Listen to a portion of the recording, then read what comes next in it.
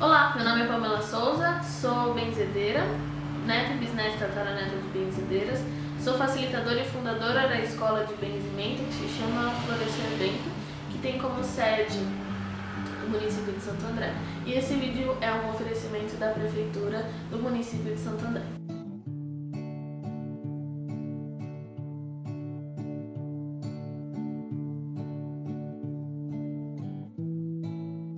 A primeira coisa a se falar sobre memória, a gente precisa saber do que a gente está lembrando.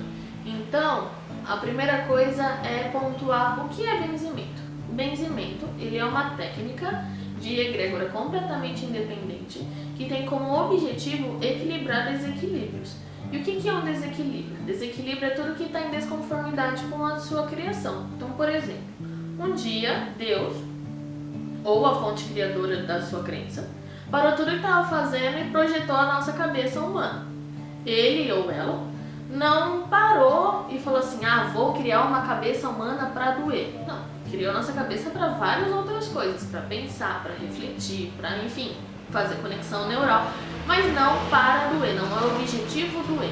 Então, se ela dói, ela não está em conformidade com a sua criação, ela está apresentando um desequilíbrio. O benzimento, ele serve para equilibrar esse desequilíbrio que está causando esse desconforto. Ninguém procura um benzedor ou uma benzedeira porque a vida está sensacional. Sempre procura um benzedor ou uma benzedeira porque tem algum desequilíbrio manifestado. Quem é que benzia antigamente?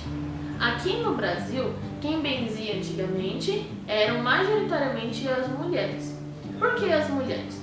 Porque as mulheres elas tinham um cunho de cuidar de si, da casa e da comunidade, enquanto os homens eles tinham um cunho de ser mais o mantenedor, o provedor. Então era eles que cuidavam dos negócios, enfim, não teriam tempo disponível para dispor para cuidar da comunidade, como as mulheres antigamente tinham o papel social dele, não que fosse uma escolha delas, porque não era uma escolha delas, era um papel social obrigatório a elas, de uma forma impositiva. É a partir de então que a gente começa a perceber que o benzimento ele começou de uma forma aqui no Brasil e depois ele foi declinando no sentido de sumindo. Mas por que isso aconteceu? A gente vai ver isso no vídeo de hoje. A palavra benzimento ela tem um berço no latim que é o benedicere, que significa bem dizer. Aí muitas pessoas acabam confundindo, achando que benzimento é só bem dizer, é só abençoar, é só dizer bem, quando na verdade com benzimento é possível fazer um monte de coisa. O princípio é abençoar, mas o benzimento não se resume tão somente a isso. A palavra benzedeira, ela é uma palavra que define uma pessoa que faz isso, pratica o ato do benzimento, só que ela é uma palavra regional. Se você for, por exemplo, para o norte e nordeste do país, você vai achar uma rezadeira. Se você for para Portugal, você não vai achar nenhuma benzedeira, nenhuma rezadeira, você vai achar uma endireitadeira. Então são nomes diferentes de regiões para pessoas que fazem o mesmo ofício, que é o ato de benzer ou de rezar. Sociologicamente, antigamente aqui no Brasil, qual que é a figura do nosso imaginário de uma benzedeira? É aquela senhora velhinha, curvadinha, com um paninho na cabeça, que mora numa casinha bem simplesinha de madeira, cercada de ervas, no fogão a lenha. Essa é a imagem que a gente tem porque era o que predominava. Isso a gente está falando de um Brasil onde não tinha ainda essa parte urbana tão forte quanto tem hoje. O acesso ao privilégio da saúde, no que tange o sentido de cuidados consigo mesmo, ou com algum dos seus, no interior era bastante complicado, porque ou o hospital era muito longe, no sentido de repente ser 120 quilômetros, o hospital mais próximo, ou da pessoa ter uma renda muito baixa e não ter o direito à saúde garantido.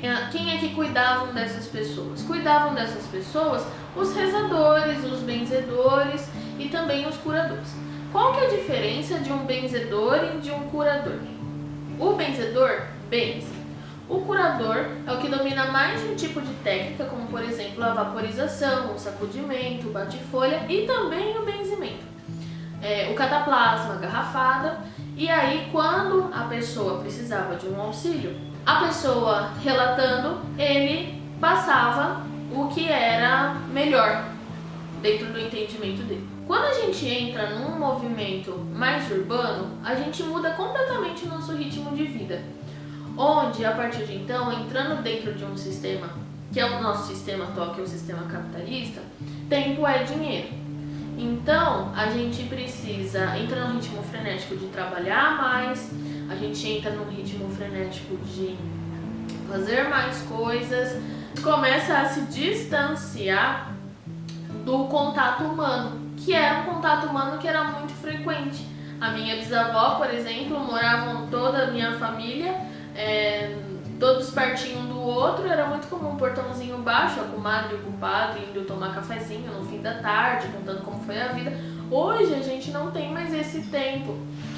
A partir de então, quando a gente entra nesse ritmo urbano, que é um ritmo mais frenético, um ritmo onde a gente tem que render, a gente tem que fazer a todo momento, a gente acaba destoando do que é a prática do benzimento, onde o que é o benzimento? É o ato de você servir ao outro de um tempo que nunca mais vai voltar, para escutar de uma forma acolhedora, sem colocar nenhum tipo de julgamento ou opinião sobre aquela situação que a pessoa está passando, sem ganhar nada em troca.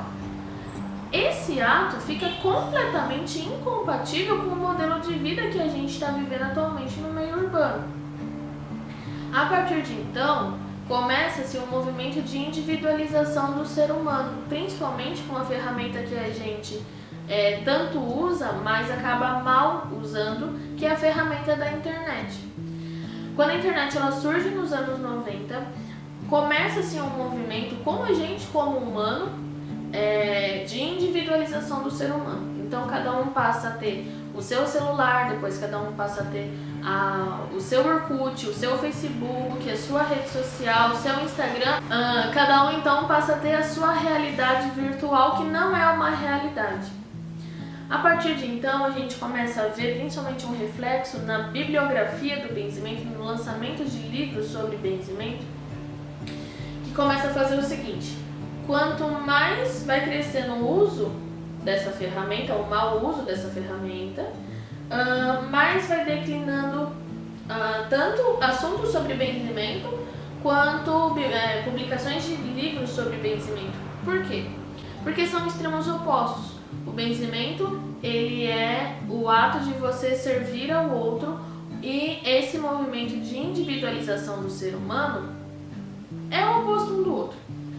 Tanto é que quando você vai procurar, por exemplo, num dicionário em 2000, 2010, você não acha a palavra benzedeira. E o que é um dicionário? Um dicionário é um compilado de palavras que estão ativas na sociedade.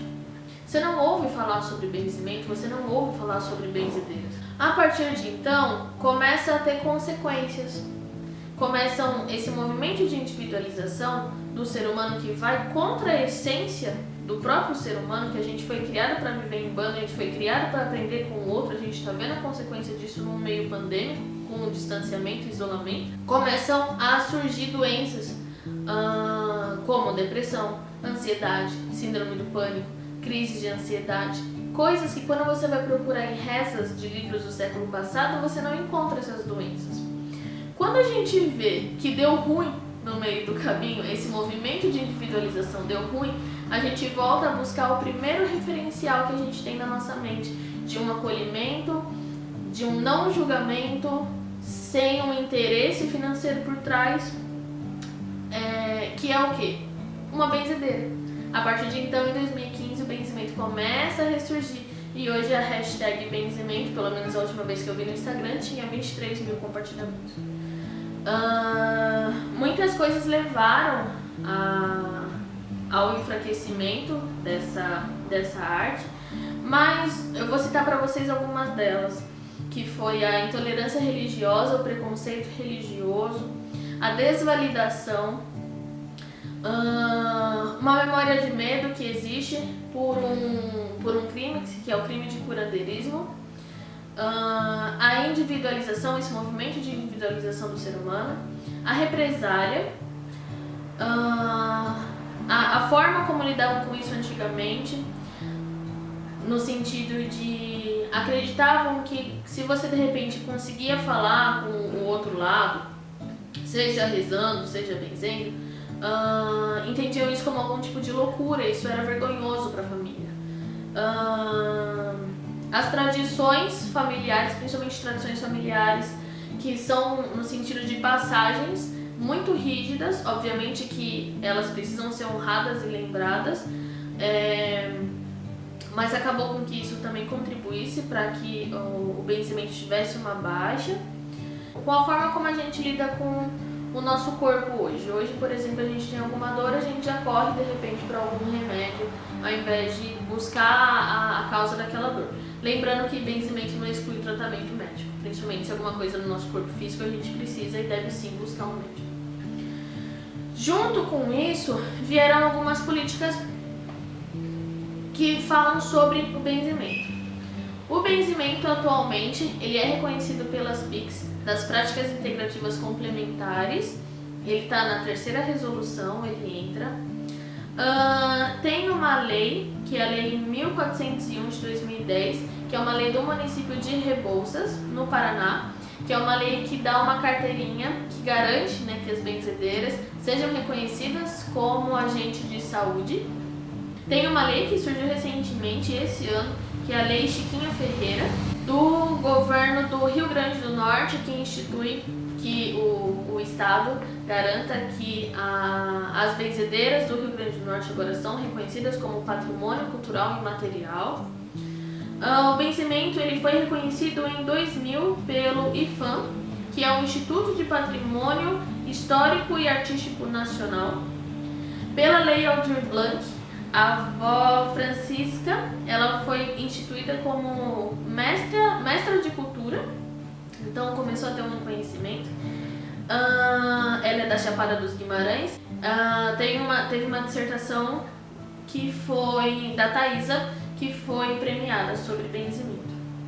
Então, é extremamente importante que a gente localize essas benzedeiras, extremamente importante que a gente mapeie essas benzedeiras, para que essa tradição possa ser sim fruto de trabalho acadêmico, que seja reconhecido de forma institucional. É extremamente importante haver políticas públicas que regulamentem esse ofício que é tão bendito e tão sagrado, para que essa tradição não morra, para que a gente possa garantir uma memória viva, uma memória fresca nas próximas gerações, para que os nossos filhos, os nossos netos e os nossos bisnetos conheçam um benzedor ou uma benzedeira. É para isso que a gente faz o nosso trabalho.